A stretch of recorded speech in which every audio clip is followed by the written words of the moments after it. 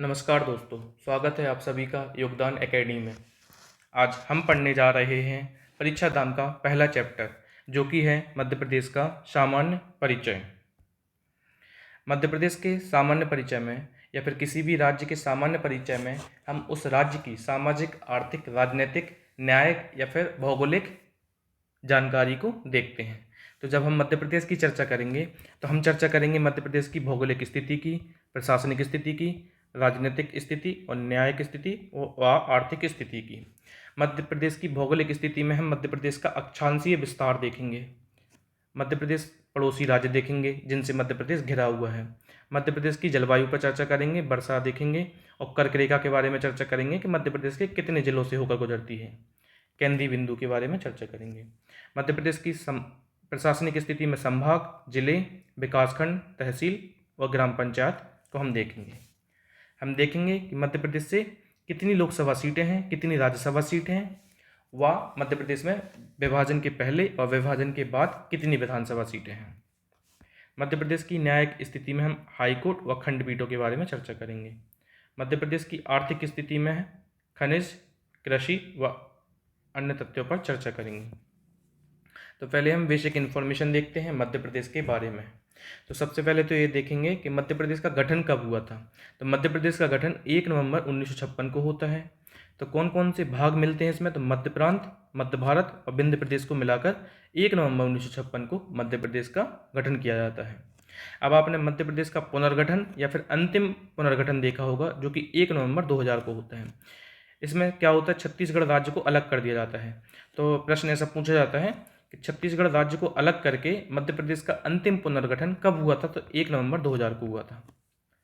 मध्य प्रदेश का नामकरण किसने किया था, तो मध्य प्रदेश भारत के हृदय में स्थित होने के कारण, मध्य प्रदेश भारत के मध्य में स्थित होने के कारण, हृदय में स्थित होने के कारण मध्य प्रदेश का नामकरण जवाहरलाल नेहरू ने मध्य प्रदेश नाम से किया। अब 1 नवंबर 2025 को मध्य प्रदेश का स्थापना दिवस था, तो इसे मध्य प्रदेश के अभ्युदय नाम से मनाया गया। तो आपसे प्रश्न पूछा जा सकता है कि मध्य प्रदेश अभ्युदय नाम से किस दिन को मनाया जाता है, तो 1 नवंबर 2025। ठीक है। अब हम प्रदेश की राजधानियां देखेंगे। तो क्या होता है कि प्रदेश की बहुत सारी राजधानियां हैं। सैद्धांतिक रूप से एक ही राजधानी है, भोपाल, और बाकी हमने ऐसे बांट के रखा है। तो प्रशासनिक राजधानी है भोपाल, जबलपुर राजधानी है आपकी संस्कार राजधानी। तो संस्कार राजधानी क्या है, जबलपुर। और संस्कार राजधानी की संज्ञा किसने दी थी, तो आचार्य विनोबा भावे ने जबलपुर को मध्य प्रदेश की संस्कार राजधानी कहा था। आर्थिक व खेल राजधानी क्या है, इंदौर। ऊर्जा राजधानी सिंगरौली। अब सिंगरौली को ऊर्जा राजधानी की संज्ञा इसलिए दी गई है क्योंकि यहाँ पे कोयले के भंडार पाए गए हैं। ग्रीष्मकालीन राजधानी पचमढ़ी, क्योंकि यहाँ पे गर्मियों में क्या होता है, ठंडक रहती है, क्योंकि ऊंचाई पर स्थित है तो इसलिए यहाँ पे ठंडक रहती है, इसलिए मध्य प्रदेश की ग्रीष्मकालीन राजधानी पचमढ़ी को बनाया गया है। संगीत राजधानी मैहर, जो कि पहले सतना जिले में आता था, अब इसको अलग जिला बना दिया गया है। चित्रकला राजधानी भीमबेटका, क्योंकि यहाँ पर प्राचीन काल की बहुत सारी चित्रकलाएं मिली हुई हैं। अब मध्य प्रदेश के ऐसे ही बहुत सारे नाम हैं जो कि मध्य प्रदेश में या तो उसकी अवस्थिति के कारण नाम पड़ जाता है, या फिर मध्य प्रदेश में बहुत ज़्यादा मात्रा में मिलता है इसलिए नाम हो जाता है, या फिर मध्य प्रदेश में ही मिलता है इसलिए नाम हो जाता है। तो हृदय में स्थित होने के कारण हृदय प्रदेश। और मध्य प्रदेश भारत का एकमात्र प्रदेश है जिसके एक जिले में, पन्ना जिले में, हीरे मिलते हैं, इसलिए इसको हीरा प्रदेश ही बोलते हैं। वनों का राज्य बोलते हैं, तेंदुआ राज्य, वुल्फ स्टेट, चीता राज्य। टाइगर प्रदेश, नदियाँ यहाँ पे बहुतायत में मिलती हैं इसलिए नदियों का मायका भी कहा जाता है। तेंदुपत्ता राज्य, गिद्ध राज्य, राष्ट्रीय उद्यानों का राज्य। मध्य प्रदेश में बहुत सारे राष्ट्रीय उद्यान भी मिलते हैं। अब आप कमेंट बॉक्स में बताएं कितने राष्ट्रीय उद्यान मिलते हैं मध्य प्रदेश में भारत के, तो इसलिए इसको राष्ट्रीय उद्यानों का भी राज्य कहा जाता है। और मध्य प्रदेश का मालवा सोयाबीन की खेती के लिए प्रसिद्ध है, इसलिए मध्य प्रदेश को सोया प्रदेश भी कहते हैं। अब हम चर्चा करेंगे मध्य प्रदेश के जिलों पर। तो मध्य प्रदेश में सबसे पहले 55 जिले हैं। अब 55 जिलों में कौन सा जिला कब बना था, ये इंपॉर्टेंट हो जाता था थोड़ा परीक्षा के नज़रिए से, तो हम इनको देखेंगे। तो सबसे पहले क्या हुआ था कि मई 1998 में B.R. दुबे कमेटी आई थी। B.R. दुबे कमेटी मई 1998 में, तो उसने 4 जिले बनवाए थे। तो कौन कौन से थे, बड़वानी, श्योपुर, डिंडोरी और कटनी। तो आप इसको ऐसे याद रख सकते हैं, BSDK, बड़वानी, श्योपुर, डिंडोरी और कटनी। एक किसकी रिकमेंडेशन पे आए थे? तो BR दुबे कमेटी, मई 1998 में। इसके ठीक एक महीने बाद सिंहदेव कमेटी आती, जून 1998 में। इसकी रिकमेंडेशन पे 3 जिले बनते, कौन कौन से? नीमच, हरदा और उमरिया। तो BR दुबे कमेटी आती मई 1998 में, जो 4 जिले बनवाती है, और सिंहदेव कमेटी आती जून 1998 में, जो कि 3 जिले बनवाती, कौन कौन से? नीमच, हरदा और उमरिया। आप अगर इसमें एक चीज़ देखेंगे ना, तो जब भी इलेक्शन का टाइम होता है ना, तभी जिले बनाए जाते हैं। जैसे अभी हमारे यहाँ 2023 में इलेक्शन था, तो 2023 में जिले बनाए गए हैं, 3 जिले बनाए गए थे 2023 में। और फिर इसके बाद अपन देखेंगे 2003 में 3 जिले बनाए जाते हैं, कौन कौन से? अनूपपुर, बुरहानपुर और अशोकनगर। तो अशोकनगर, अनूपपुर और बुरहानपुर अगस्त 2003 में बनते हैं। तो मई 1998 में BR दुबे कमेटी आती, जो कि 4 जिलों के बारे में रिकमेंडेशन देती है, BSDK, बड़वानी, श्योपुर, डिंडोरी और कटनी। फिर आती सिंहदेव कमेटी 1998 में, जून 1998 में, जो कि नीमच, हरदा और उमरिया की रिकमेंडेशन देती है, 3 जिले बनते हैं। और फिर अगस्त 2003 में 3 जिले फिर से बनते हैं, तो वो थे अशोकनगर, अनूपपुर और बुरहानपुर। फिर इसके बाद 2008 में, 2013 में और फिर 2018 में जिले बनते हैं। फिर इसके बाद 2023 में 3 जिले बनते हैं। तो 2023 के जो 3 जिले हैं वो बहुत ही इंपॉर्टेंट हैं।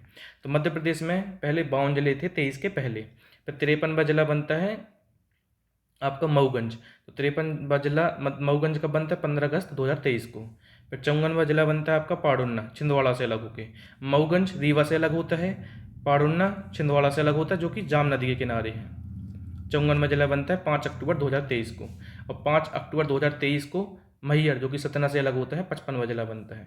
तो 55वां जिला कौन सा है? मैहर है, 54वां पाडुन्ना है और 53वां मऊगंज है। ठीक है। अब जब भी हम मध्य प्रदेश के प्रतीक चिन्ह पढ़ेंगे, तो सबसे पहले एक चीज़ पर नज़र डालेंगे कि पुष्प, पशु, पक्षी और वृक्ष, ये चारों चीज़ें आप कर लीजिए। पुष्प, पशु, पक्षी, वृक्ष 1 नवंबर 1981 को सिलेक्ट किए थे हमने, अडॉप्ट मतलब चिन्ह, प्रतीक चिन्हों में आए थे। ठीक है। तो पुष्प कब आया था? 1 नवंबर 1981। पशु 1 नवंबर 1981, पक्षी 1 नवंबर 1981, वृक्ष भी 1 नवंबर 1981। तो ये चारों याद कर लो कि इनको प्रतीक चिन्हों के रूप में कब शामिल किया गया था? तो 1 नवंबर 1981 को। तो हमारा राजकीय पशु क्या है? वारासिंगा, जिसको लूसर्वस दुआवसैली भी बोला जाता है, जो कि PYQ है। और कौन सी प्रजाति का है? तो ब्रैडरी प्रजाति का है।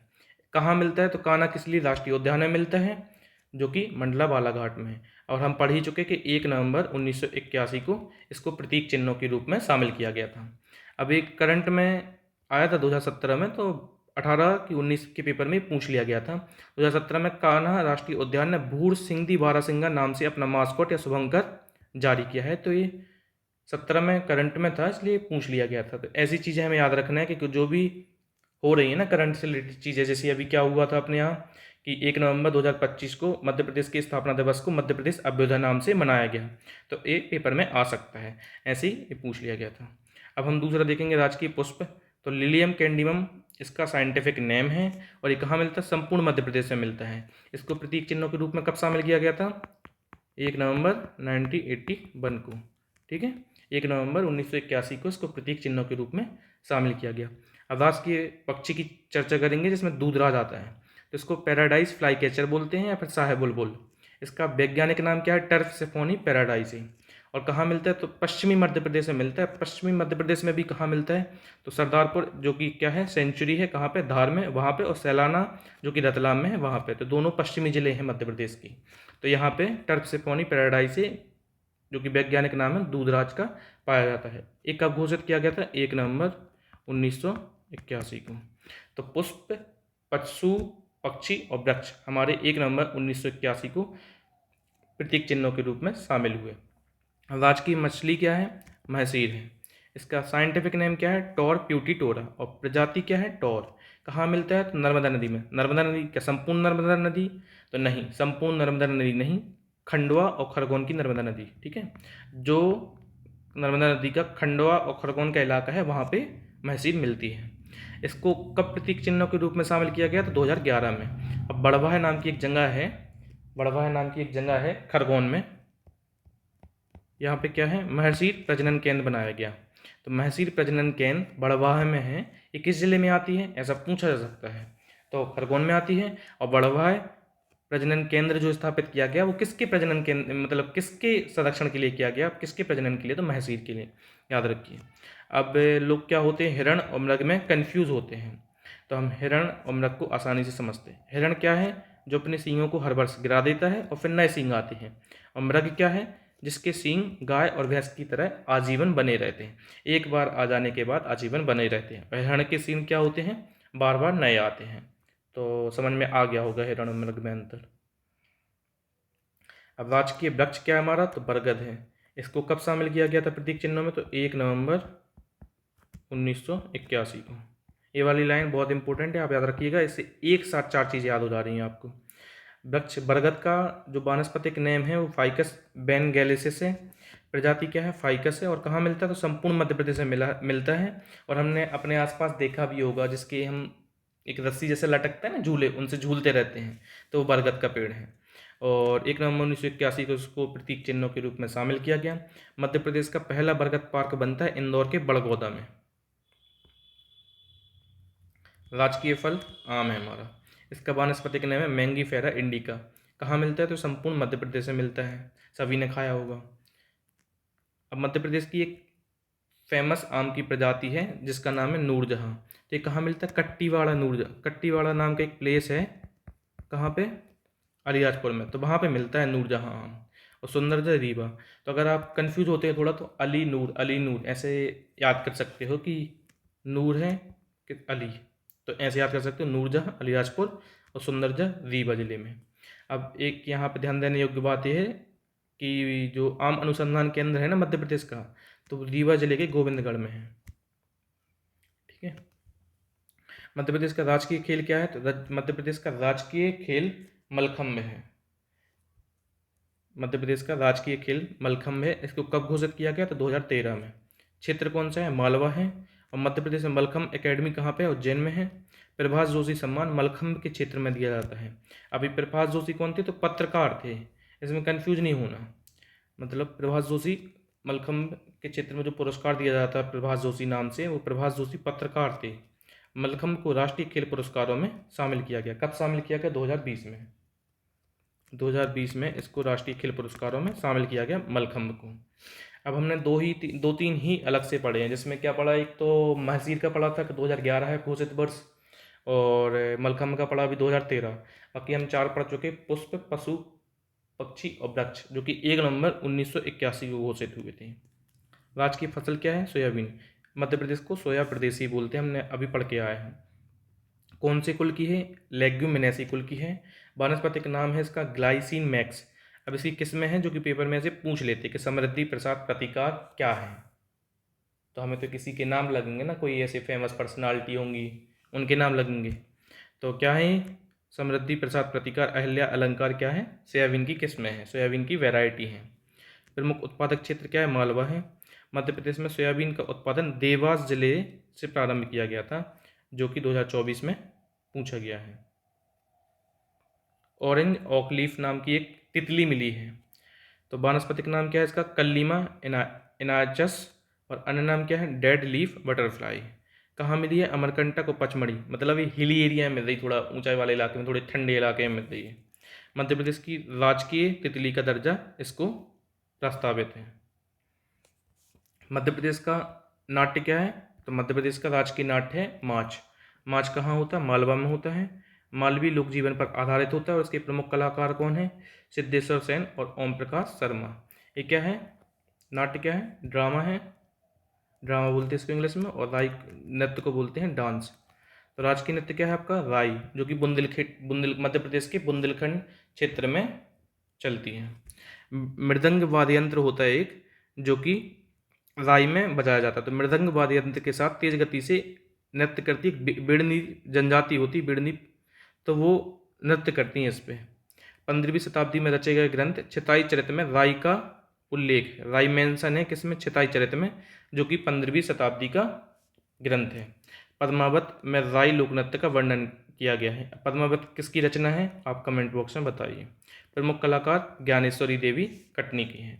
तो माच से रिलेटेड कौन है, माच से कौन संबंधित है, तो राजकीय नाट्य माच से सिद्धेश्वर सेन और ओम प्रकाश शर्मा। और राजकीय नृत्य राय से कौन संबंधित है? तो ज्ञानेश्वरी देवी कटनी। अब राम साहेब पांडे को पद्मश्री मिला था, कहाँ के हैं? सागर जिले के हैं। तो इनका निधन हो गया है 8 अप्रैल 2025 को, तो याद रखिएगा। राय नृत्य में वाद्य यंत्र मृदंग और ढोलक का प्रयोग होता है।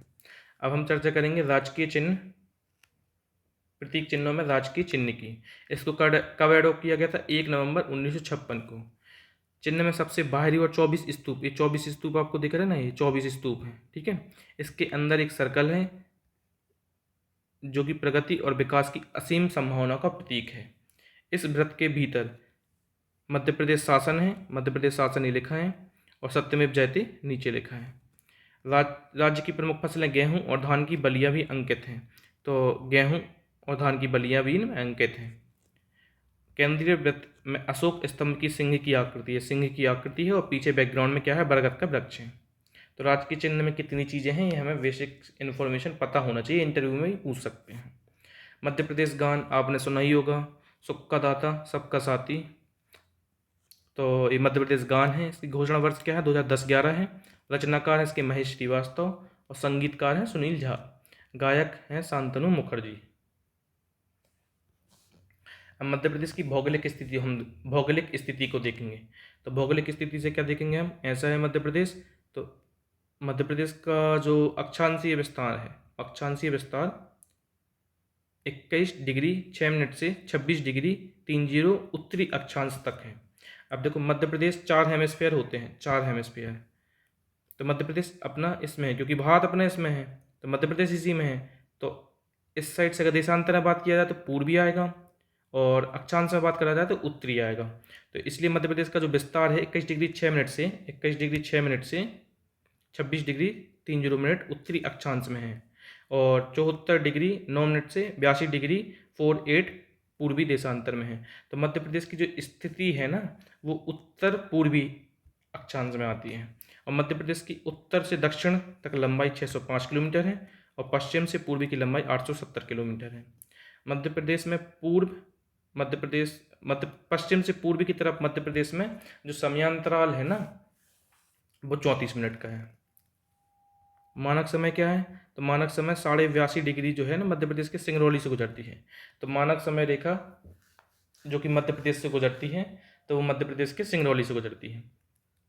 इतना इम्पोर्टेंट नहीं है, इतना इम्पोर्टेंट इसलिए नहीं है क्योंकि 2018 में क्वेश्चन पूछ लिया गया था कि 80 डिग्री के निकट कौन सा मध्य प्रदेश का जिला है, इसलिए इन्होंने दे दिया, बाकी उतना उसके बाद कभी नहीं पूछा गया, तो इतना इम्पोर्टेंट नहीं है, ठीक है। अब मध्य प्रदेश की जो अभी हम पढ़े थे, तो मध्य प्रदेश का जो उत्तर से दक्षिण की तरफ विस्तार हम कितना पढ़े थे? यहाँ पे हम पढ़े थे ना, मध्य प्रदेश का उत्तर से दक्षिण की तरफ जो लंबाई 605 है, और पूरब से पश्चिम, तो यहाँ से जो यहाँ लंबाई रहेगी ना, यहाँ से यहाँ तक की लंबाई कितनी आपकी? 605 है, और अलीराजपुर से जो सिंगरौली तक की रहेगी कितनी रहेगी? 870। तो उत्तर से दक्षिण की लंबाई आपकी 605 है, और पश्चिम से पूर्वी की लंबाई 870 है। अब मध्य प्रदेश का सबसे दक्षिणी बिंदु कौन सा है? तो सबसे दक्षिणी बिंदु मतलब दक्षिणतम जिला हो गया बुरहानपुर, जिसकी स्थिति क्या हो गई? 21 डिग्री 6 मिनट उत्तरी अक्षांश। और सबसे उत्तरी क्या हो गया? सबसे उत्तरी जिला हो गया मुरैना, जिसकी लोकेशन क्या होगी? 26 डिग्री 30 उत्तरी अक्षांश। सबसे पश्चिमी जिला हो गया आपका अलीराजपुर, और जिसकी स्थिति हो गई आपकी 74 डिग्री 9 मिनट पूर्वी देशांतर। और पश्चिमी सबसे पूर्वी जिला कौन सा हो गया आपका? सबसे पूर्वी जिला हो गया आपका सिंगरौली, जिसकी अवस्थिति क्या हो गई? 82 डिग्री 48 पूर्वी देशांतर। तो मानक समय रेखा कहाँ से निकलती है आपकी? सिंगरौली से निकलती है, मानक समय रेखा जा रही है 82.5, ठीक है, तो सिंगरौली से निकलती है। अब पड़ोसी राज्यों के बारे में चर्चा करेंगे। तो मध्य प्रदेश किन किन राज्यों से घिरा हुआ है? तो मध्य प्रदेश उत्तर प्रदेश से घिरा हुआ है, छत्तीसगढ़ से घिरा हुआ है, मध्य प्रदेश महाराष्ट्र से घिरा हुआ है, मध्य प्रदेश गुजरात से घिरा हुआ है, मध्य प्रदेश राजस्थान से घिरा हुआ है। तो मध्य प्रदेश की जो उत्तर पश्चिमी सीमा है राजस्थान से लगती है, उत्तर में उत्तर प्रदेश है, पूर्व में छत्तीसगढ़ है, और दक्षिण में महाराष्ट्र है, पश्चिम में गुजरात है। मध्य प्रदेश की जो दक्षिणी सीमा बनती है वो ताप्ती नदी से बनती है, और मध्य प्रदेश की उत्तरी सीमा जो है चंबल नदी द्वारा निर्धारित होती है। मध्य प्रदेश की जलवायु कैसी है? तो मध्य प्रदेश की जलवायु उष्णकटिबंधीय मानसूनी जलवायु है। मालवा के पठार में आदर्श जलवायु। आदर्श जलवायु क्या होती है? जहाँ पे ना ज़्यादा गर्मी हो ना ज़्यादा ठंड हो, उस जलवायु को हम आदर्श जलवायु कहते हैं। इसलिए फायन जो कि चंद्रगुप्त द्वितीय के टाइम पे आया था, इसने मालवा की जलवायु को श्रेष्ठ जलवायु कहा। उत्तर के मैदान में विषम जलवायु मिलती है। विषम जलवायु क्या होता है? जहाँ पे गर्मी बहुत ज़्यादा और ठंडी भी बहुत ज़्यादा होती है। ठीक है, तो जहाँ पे गर्मी भी बहुत ज़्यादा है और ठंडी भी बहुत ज़्यादा है, इसको हम विषम कहते हैं। तो विषम जलवायु, तो उत्तर के मैदान में विषम जलवायु होती है। वर्षा, औसत वर्षा मध्य प्रदेश में कितनी है? 112 सेंटीमीटर है। मध्य प्रदेश में सर्वाधिक वर्षा कहाँ होती है? पचमढ़ी में। और न्यूनतम वर्षा कहाँ होती है? गौहत भिंड में। कर्क रेखा मध्य प्रदेश के मालवा से के मध्य से गुजरती है। माही नदी जो कि कर्क रेखा को 2 बार काटती है। मध्य प्रदेश के 14 जिलों से कर्क रेखा गुजरती है, जिनके नाम है रतलाम, उज्जैन, आगरमालवा, राजगढ़, सीहोर, भोपाल, विदिशा, रायसेन, सागर, दमोह, जबलपुर, कटनी, उमरिया, शहडोल। अब इसको हम स्ट्रिक से याद कर सकते हैं। रउआ, राशि, भभरा, सा, दम, जब, कटनी, उमरा, सा। अब इसमें सबसे अच्छा ये है कि इससे हमें एक तो मध्य प्रदेश से कितने जिलों से कर्क रेखा गुजरती है, 14 जिले हैं, उनके नाम याद हो जाएंगे। और सबसे अच्छी बात है वो क्रम से याद होंगे। अगर कभी ऐसे तो MPPSC ऐसे क्वेश्चन पूछता नहीं है, ऐसे क्वेश्चन जनरली UPSC में आते हैं कि पश्चिम से पूर्व की तरफ या पूर्व से पश्चिम की तरफ जमाइए। तो इस ट्रिक में वैसे ही ट्रिक बनाई गई है जैसे आपके जिले आते हैं। तो सबसे पहले आपका रतलाम, उज्जैन और आगरमालवा। तो रउआ हो गया आपका, रा से रतलाम, ऊ से उज्जैन और आ से आगरमालवा।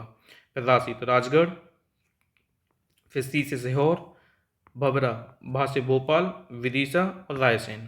फिर सागर, दमोह, जबलपुर, फिर कटनी, उमरिया और फिर शहडोल। तो रउआ, राशि, भभरासा, दम, जब, कटनी, उमरासा। तो इससे आपको 14 के 14 नाम याद हो जाएंगे और क्रम से याद हो जाएंगे, पश्चिम से पूर्व, पूर्व से पश्चिम, फिर आप लोग कर लेंगे। तो कभी ऐसे डिफिकल्ट क्वेश्चन अगर MPPSC आयोग बनाता है तो आप उसको हैंडल कर लेंगे। ठीक है, ये फिर से इंपॉर्टेंट नहीं होता ज़्यादा। अब हम देखेंगे केंद्रीय बिंदु को। तो अखंड भारत का केंद्रीय बिंदु क्या है? बरसाली, बैतूल में है। और भारत का भौगोलिक मध्य बिंदु कहाँ पे है? तो मनोहर ग्राम है, करौंदी जिला, कटनी में। अब इस मनोहर ग्राम का नाम राम मनोहर लोहिया के नाम पे रखा गया। और पृथ्वी का केंद्र बिंदु, तो जब भी पूरा हम कवर करते हैं ना, पृथ्वी पूरा कवर कर रहे हैं, तो कोई भगवान से जोड़ दे। जैसे तो मंगलनाथ का मंदिर उज्जैन पे, ऐसा बोला जाता है जिनको भी मंगल होता है तो यहाँ पे जाके हटाते हैं। ठीक है, तो यहाँ पर क्या है? अखंड भारत का केंद्र बिंदु है जो कि बरसाली में है। ठीक है, अब हम देखेंगे मध्य प्रदेश की प्रशासनिक स्थिति। तो मध्य प्रदेश में कितने संभाग हैं? 10 संभाग हैं। जिले कितने हैं? 55। अभी हम पढ़ के आए हैं 53वें, 54वां और 55वां जिला। विकासखंड 313, तहसील 436, ग्राम पंचायत 23,011, नगर निगम 17, नगर पालिकाएँ 98 और गांव कितने हैं? 54,903। अब मध्य प्रदेश की न्यायिक स्थिति को हम देखेंगे। तो मध्य प्रदेश में जो हाई कोर्ट की स्थापना हुई थी, कब हुई थी? 1 नवंबर 1956 को। देखो बहुत सारी चीज़ें 1 नवंबर 1956 को हुई थी। हमने प्रतीक चिन्हों में जो हम अभी पढ़ के आए हैं प्रतीक चिन्हों में, तो कौन सा प्रतीक चिन्ह हमने 1 नवंबर 1956 को एडॉप्ट किया था? आप कमेंट बॉक्स में जरूर बताएं। 1 नवंबर 1956 से पहले मध्य प्रदेश का हाई कोर्ट कौन था? तो नागपुर हाई कोर्ट 1 नवंबर 1956 के पहले मध्य प्रदेश के लिए हाई कोर्ट था। मध्य प्रदेश हाई कोर्ट भवन के वास्तुकार कौन है? तो हेनरी इरविन है। ये PYQ है। मध्य प्रदेश हाई कोर्ट की 2 खंडपीठ हैं, तो कहाँ कहाँ? इंदौर और ग्वालियर में, जो कि 1968 से हैं। और भोपाल में तीसरी खंडपीठ प्रस्तावित की गई है। ठीक है, मध्य प्रदेश हाई कोर्ट भवन के निर्माण में सहयोग दिया था, तो किसने सहयोग दिया था? राजा गोकुलदास ने। अब विकसित मध्य प्रदेश 2047 के बारे में हम थोड़ा सा देखेंगे कि जो हमारी GDP है, सकल घरेलू उत्पाद है, वो 15.03 लाख करोड़ से बढ़ा के हमें कितना करना है? 2 ट्रिलियन डॉलर तक ले जाना है। और प्रति व्यक्ति या पर कैपिटा इनकम कितनी करनी?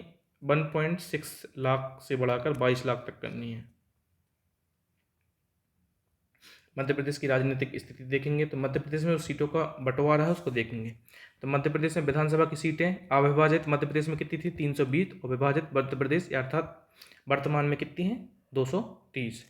तो जिसमें ST के लिए 47 हैं और SC के लिए 35 हैं। याद रखना है, पूछा जा सकता है। लोकसभा की सीटें अविभाजित मध्य प्रदेश में 40 थी और विभाजित मध्य प्रदेश में या वर्तमान में 29 हैं, जिनमें से ST के लिए 6 रिजर्व हैं और SC के लिए 4 हैं। अब SC के लिए कौन सी 4 हैं? तो देवास, उज्जैन, भिंड और टीकमगढ़। इसको यहाँ से याद रख सकते हैं। इसको ऐसे याद रख सकते हैं, देव भिटी, देवास, उज्जैन, भिंड, टीकमगढ़। और इसमें जो एसटी के लिए 6 रिजर्व हैं वो कौन सी हैं? बैतूल, धार, खरगोन, मंडला, रतलाम और शहडोल। तो मध्य प्रदेश में जो लोकसभा की सीटें हैं उनमें एसटी के लिए 6 रिजर्व हैं और एससी के लिए 4 रिजर्व हैं। हम इनको देख चुके हैं कि एससी के लिए कौन सी 4 रिजर्व हैं, तो देवास, उज्जैन, भिंड, टीकमगढ़ की। और एसटी के लिए, शेड्यूल ट्राइब के लिए कौन सी रिजर्व हैं? बैतूल, धार, खरगोन, मंडला, रतलाम, शहडोल की। आत्मनिर्भरता का रोड मैप जारी करने वाला देश का पहला राज्य बना है मध्य प्रदेश। राज्यसभा में अविभाजित मध्य प्रदेश में कितनी सीटें थी? 16, और वर्तमान में कितनी हैं? 11। मध्य प्रदेश की अन्य जानकारी को देखते हैं। तो मध्य प्रदेश क्षेत्रफल की दृष्टि से मध्य प्रदेश का जो एरिया है वो कितना है?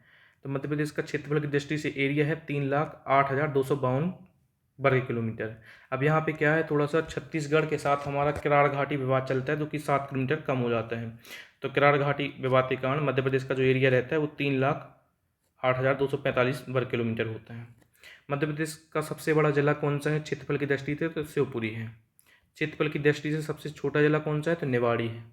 देश में मध्य प्रदेश का क्षेत्रफल के आधार पर दूसरा स्थान है और जनसंख्या के आधार पर 5वां स्थान है। तो क्षेत्रफल की दृष्टि से दूसरा स्थान है और मध्य प्रदेश का 5वां स्थान है जनसंख्या के आधार पर देश में। अब यहाँ की जनसंख्या कितनी है? तो 7.26 करोड़। तो ऐसा बोलते हैं ये मध्य प्रदेश की जनसंख्या है। तो मध्य प्रदेश की जनसंख्या है 7,26,00,000 के आसपास 2011 के अकॉर्डिंग। तो मध्य प्रदेश में अधिकतम जनसंख्या वाला जिला कौन सा है? तो इंदौर है। और सबसे कम जनसंख्या कहाँ पे है? तो पाडुन्ना, जो कि अभी नवनिर्मित जिला है। और 2011 के सेंसस के अकॉर्डिंग पूछे तो सबसे कम जनसंख्या वाला जिला हरदा है। मध्य प्रदेश में साक्षरता कितनी है? तो 69.32% है। और अधिकतम साक्षरता है जबलपुर में 81% और न्यूनतम साक्षरता है अलीराजपुर में 36%। लिंगानुपात की बात करें तो मध्य प्रदेश में 931 है लिंगानुपात। लिंगानुपात क्या होता है? 1000 पुरुषों पर कितनी महिलाएं हैं? तो मध्य प्रदेश में 1000 पुरुषों पर 931 महिलाएं हैं। मध्य प्रदेश में अधिकतम लिंगानुपात वाला जिला बालाघाट है 1021 और न्यूनतम लिंगानुपात वाला जिला भिंड है 837। मध्य प्रदेश में जनसंख्या वृद्धि को देखते हैं। मध्य प्रदेश में अधिकतम जनसंख्या वृद्धि वाला जिला कौन सा है? अब याद रखना, यहाँ पे जनसंख्या, अधिकतम जनसंख्या वाला जिला और अधिकतम जनसंख्या वृद्धि वाला जिला दोनों अलग अलग बात है। तो जनसंख्या वृद्धि वाला जिला कौन सा है? इंदौर है, जिसकी जनसंख्या वृद्धि है 32.9%। 32.9% इसकी जनसंख्या वृद्धि है। और मध्य प्रदेश में न्यूनतम जनसंख्या वृद्धि वाला जिला अनूपपुर है, जिसकी 12.3% है। मध्य प्रदेश में जनसंख्या घनत्व देखते हैं तो सबसे मध्य प्रदेश का जनसंख्या घनत्व 236 व्यक्ति प्रति वर्ग किलोमीटर है। 236 व्यक्ति प्रति वर्ग किलोमीटर। अधिकतम डेंसिटी कहाँ पे है? भोपाल में है। और न्यूनतम डेंसिटी कहाँ पे है? डिंडोरी में है। तो उसको ऐसे याद रख सकते हैं कि भोपाल प्रशासनिक राजधानी है, हर कोई जाना चाहेगा। और हर कोई जाना चाहेगा तो उधर पे क्या, बहुत सारे लोग जाएंगे तो डेंसिटी बढ़ जाएगी। अब डिंडोरी में क्या करते हैं, ऐसे जब डंडे चल रहे हैं तो भाग रहे हैं लोग, भाग रहे हैं मतलब कम हो रहा है तो डेंसिटी कम हो रही। तो ऐसे याद रख सकते हैं इसको। मध्य प्रदेश की आर्थिक स्थिति को देखें तो मध्य प्रदेश की जो अर्थव्यवस्था है वो कृषि प्रधान है पूर्णतः।